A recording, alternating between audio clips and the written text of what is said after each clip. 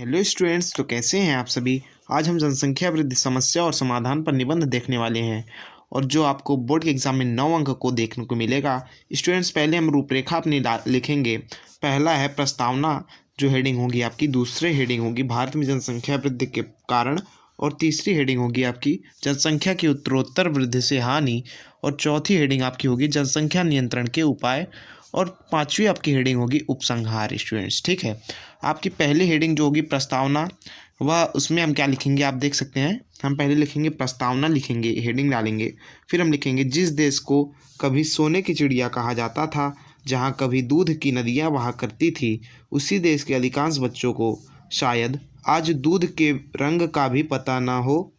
फिर लिखेंगे आज असंख्य लोगों को रहने के लिए घर, तन ढकने के लिए वस्त्र और खाने के लिए भोजन भर पेट भोजन नहीं मिल पा रहा है, नहीं मिल पाता। आखिर क्यों स्टूडेंट्स, आखिर क्यों, ठीक है।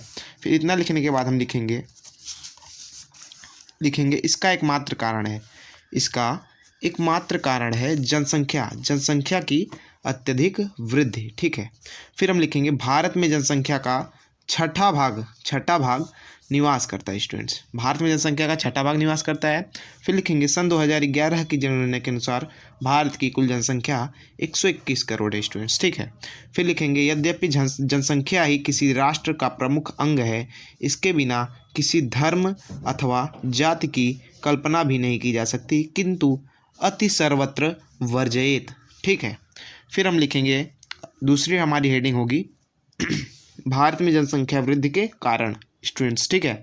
फिर इसमें हम क्या लिखेंगे, भारत में जनसंख्या वृद्धि के कुछ प्रमुख कारण हैं, जिनमें बाल विवाह, बहुविवाह, परिवार नियोजन का कम प्रचार प्रसार, गर्म जलवायु, अशिक्षा, रूढ़िवादिता, पुत्र की अनिवार्यता, ग्रामीण क्षेत्रों में संतति निग्रह का कम प्रचार प्रसार हो पाना आदि प्रमुख कारण है। स्टूडेंट्स, ठीक है। इतना लिखने के बाद स्टूडेंट्स हम लिखेंगे, देख लीजिए। हम तीसरी हेडिंग फिर हमारी होगी स्टूडेंट्स कि जनसंख्या की उत्तरोत्तर वृद्धि से हानि। स्टूडेंट्स, जनसंख्या की उत्तरोत्तर वृद्धि से हानि।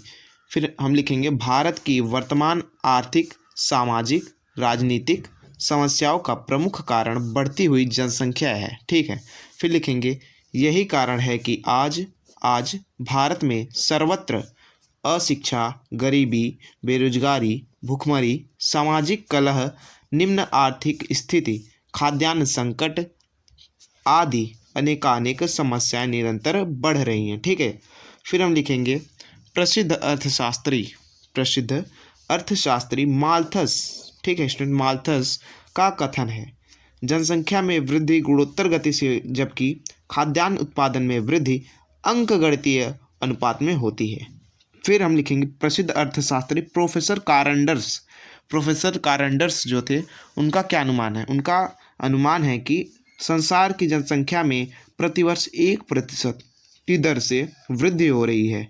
यदि यह वृद्धि इसी गति से होती रही तो 500 वर्ष पश्चात स्टूडेंट्स यहाँ पर ध्यान दीजिएगा, 500 वर्ष पश्चात मनुष्य को पृथ्वी पर खड़े होने की जगह नहीं मिल पाएगी। स्टूडेंट्स, यदि जिस तरह से जनसंख्या वृद्धि हो रही है, अगर इसी तरह से वृद्धि होती रही तो 500 वर्ष पश्चात मनुष्य को पृथ्वी पर खड़े होने की जगह नहीं मिल पाएगी। स्टूडेंट्स, ठीक है।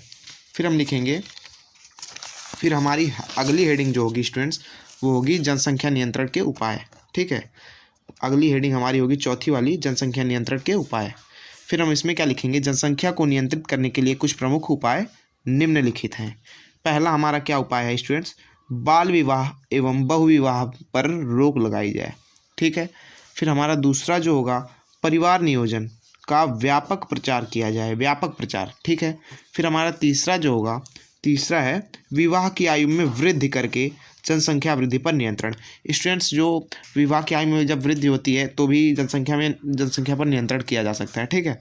फिर आपका चौथा है कि बच्चों की आयु में अंतर रखने के लिए परिवार नियोजन संबंधी सामग्री अपनाई जाए। स्टूडेंट्स, आज की जो भारत की वर्तमान जो जनसंख्या बहुत ही तीव्र गति से वृद्धि हो रही है, ठीक है, भारत की जनसंख्या में, इसलिए यह सभी उपाय कारगर सिद्ध होंगे।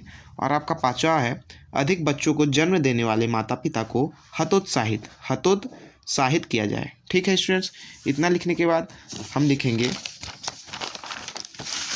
इतना लिखने के बाद हम लिखेंगे स्टूडेंट्स कि छठवां हम लिखेंगे जन्म दर पर प्रभावी रोक लगाई जाए। जन्म दर जो होता है स्टूडेंट्स, जन्म दर पर प्रभावी रोक लगाई जाए। फिर हमारा 7वां होगा संतति निग्रह यानी संतति निग्रह का प्रयोग किया जाए। स्टूडेंट्स जो संतान उत्पन्न करने से जो प्रभावी होते हैं, संतति निग्रह उसे कहते हैं, जैसे आप समझ सकते हैं। और 8वां है आपका एक बच्चा परिवार की नीति अपनाई जाए। एक बच्चा परिवार, ठीक है स्टूडेंट्स, यह चीन में यह नीति लागू है, वहाँ की सरकार ने यह नीति लागू किया है स्टूडेंट्स। फिर आपका 5वां प्रश्न है उपसंहार। यह वेरी मोस्ट इंपॉर्टेंट है। आप स्टूडेंट्स कोई भी निबंध लिखे तो उपसंहार को आपको जरूर लिखना है स्टूडेंट्स। फिर इसमें क्या है, आज भारतवर्ष में वे कुप्रथाएं लगभग समाप्त हो गई हैं जिनसे जनसंख्या में वृद्धि हो रही थी। बाल विवाह जैसी कुप्रथा लगभग समाप्त हो गई है और शिक्षा का निरंतर प्रसार हो रहा है। परिणामतः भारतीय जनता परिवार नियोजन के महत्व को जानकर जनसंख्या की वृद्धि को रोकने के लिए प्रयासरत है स्टूडेंट्स, ठीक है। फिर हम लिखेंगे अतः राष्ट्रीय हित को देखते हुए हमें जनसंख्या वृद्धि पर नियंत्रण रखना होगा, तभी देश प्रगति के पथ पर अग्रसर होगा। बस स्टूडेंट्स इस तरह से हम अपना निबंध लिखेंगे 5 हेडिंग बनाकर स्टूडेंट्स, और यह मेरी गारंटी है, इतना लिखने के बाद आपको 9 अंक स्टूडेंट्स, 9 अंक जरूर से ज़रूर आपको एग्जामिनर दे देगा स्टूडेंट्स, ठीक है। तो याद रहे स्टूडेंट्स कि यह आपका जो रूपरेखा है स्टूडेंट्स, आपको इसे जरूर लिखना है स्टूडेंट्स, क्योंकि रूपरेखा पर ही आपको स्टूडेंट्स 2 नंबर मिल जाएगा, ठीक है। तो आप इसको इसे ज़रूर लिखना है। इस तरह से आपकी आज की वीडियो समाप्त होती है। अगर वीडियो पसंद आई हो तो वीडियो को लाइक ज़रूर करिएगा।